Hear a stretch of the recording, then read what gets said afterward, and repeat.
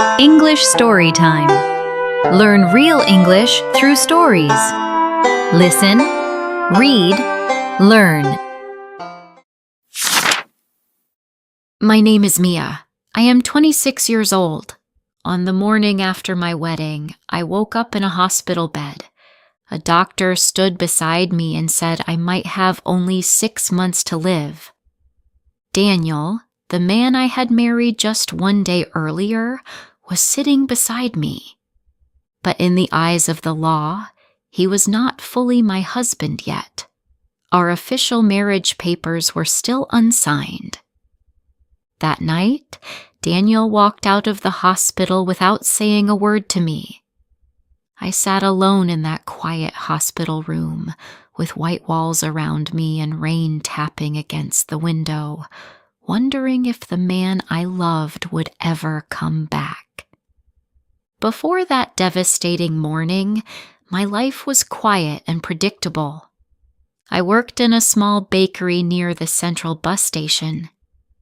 Every morning, I unlocked the glass door, put fresh bread on the shelves, and smiled at people who were usually too busy to smile back. I thought my life would keep going this way, simple, steady, and safe. I took it for granted. Then Daniel came into my life. He worked as a mechanic at a garage nearby. He started coming in right after we opened, buying the same black coffee and a small loaf of bread every day. There were dark marks near his nails, the kind that never fully washed away after a long day with engines. He was not a smooth talker, and he never tried to impress anyone. But he always stood patiently in line, waiting for me to be free. He always asked about my day, and slowly he began to look at me as if I was the most important person in the world. A year later, Daniel proposed to me. We didn't have the money for a lavish wedding, so we bought simple silver rings and invited only our closest friends. It was a warm winter day when we got married. Our wedding was modest, but it was the happiest day of my life. We laughed, took photos, and shared a simple cake from the bakery where I worked. Everything felt perfect.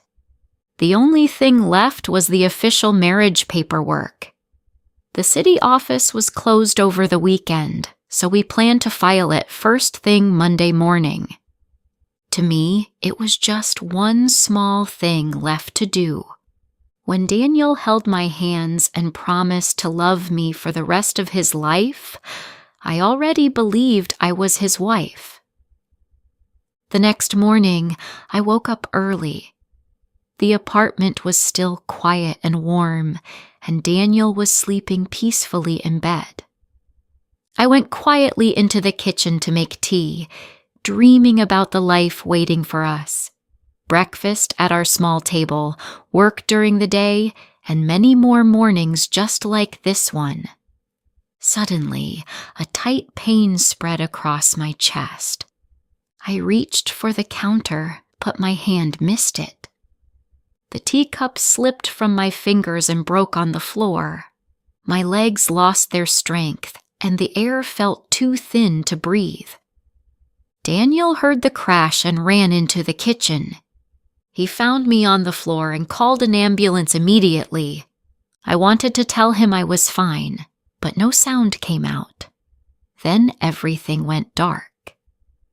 When I opened my eyes, I was in the emergency room. The hospital was crowded with people who had fevers, coughs, and breathing problems. It was the middle of winter, the worst time of year for the flu. They took my blood and sent me for scans. Daniel sat beside my bed, holding my hand tightly. 2 hours later, a senior doctor walked into the room. He looked serious, but he spoke carefully. "I'm sorry," he said. "The results from your blood work and scans are very concerning." Daniel held my hand tighter. "What does that mean?" he asked. The doctor looked at both of us. It looks like a rare and aggressive illness. We still need to confirm more details, but if these results are correct, it may be very difficult to treat. Daniel's voice shook. How much time does she have? The doctor was quiet for a moment. Maybe 6 months, he said softly. The room went silent. 6 months. Just 24 hours ago, I was a happy bride eating wedding cake. Now I was a dying woman. It felt like life had opened a beautiful door for me, only to close it the next morning. Daniel did not cry. He just stared at the wall, as if he could not understand what he had heard. An hour later, Daniel stepped into the hallway to make a phone call. I did not know who he called, but I could guess. Our marriage papers were still unsigned, and the medical bills would be heavy. Who would not be afraid? Who would want to carry a dying wife after only one night of marriage? When Daniel came back into the room, he did not sit close to me. Mia, he said slowly, did you know? I stared at him. Did I know what? Did you know you were sick before the wedding? Did you hide this from me? Tears filled my eyes. No, I cried. I swear to you, I did not know. He rubbed his face. He looked exhausted and terrified. I need some air, he whispered. He turned around and walked out the door. I watched the door close. I waited for an hour, then 2 hours. The sun went down. The hospital room turned dark. He did not come back. By noon the next day, Daniel was still gone. My fear slowly turned into shame. I felt like a trap. I felt like I had ruined his life. So I asked the nurse for paper and a pen. I wrote a short note. Daniel, please go home. I am sorry. I cannot become the burden that holds you back. Your life is still long. Our marriage papers are not filed yet, so you still have a way out.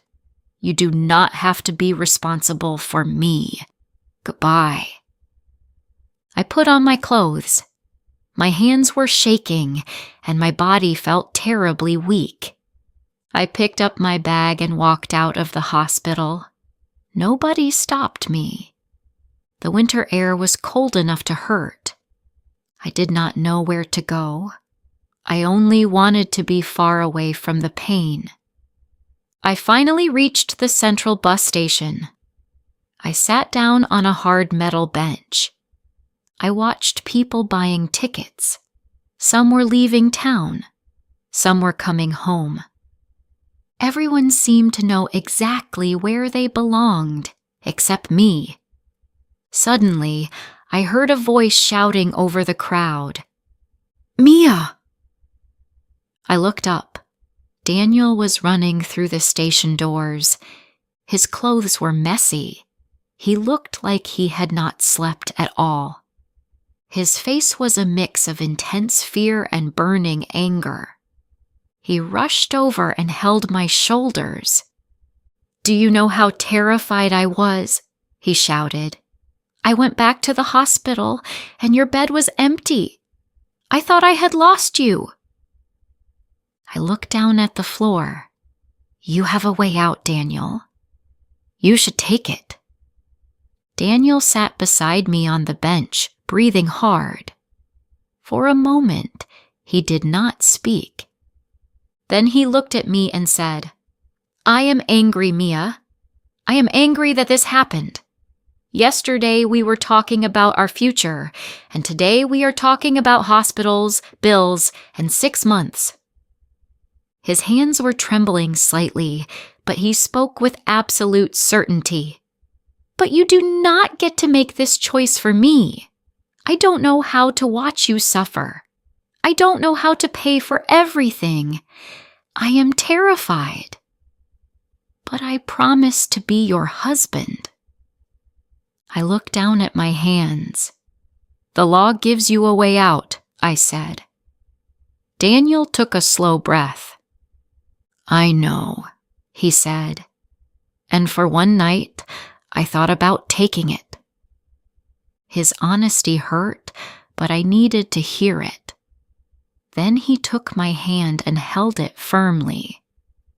The law may give me a way out, he said, but I am not taking it. I am staying with you. Daniel helped me back to the hospital. Later that day, he went to the city office and filed our marriage papers.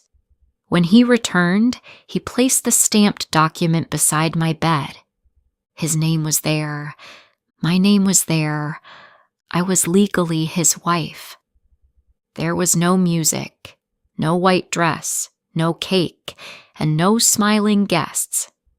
There was only a hospital bed, a tired man, and a woman who could not stop crying. But to me, that moment felt more like marriage than the wedding itself. That afternoon, the senior doctor came back into my room with 2 nurses. His face looked pale and nervous.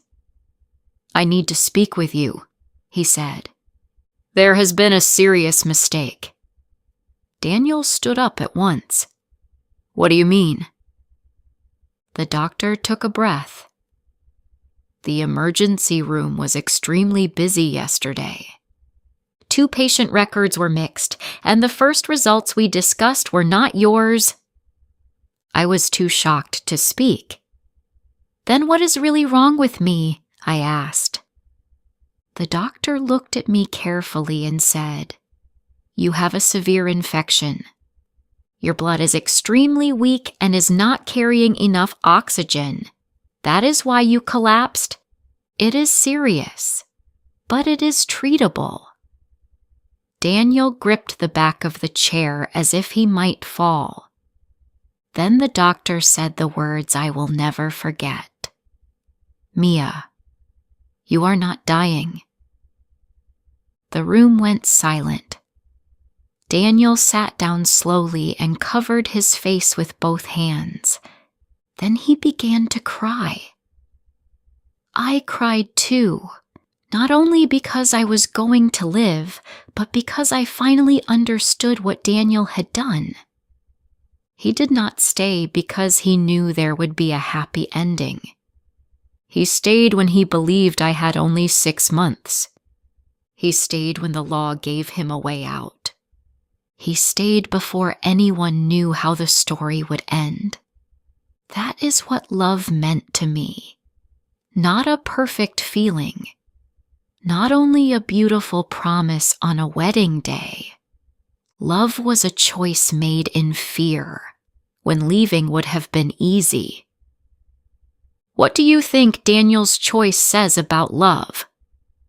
Is love only a promise we make on a happy day, or is it a choice we make when life becomes difficult? Share your thoughts below. If this story helped you practice English, please like, comment, and subscribe.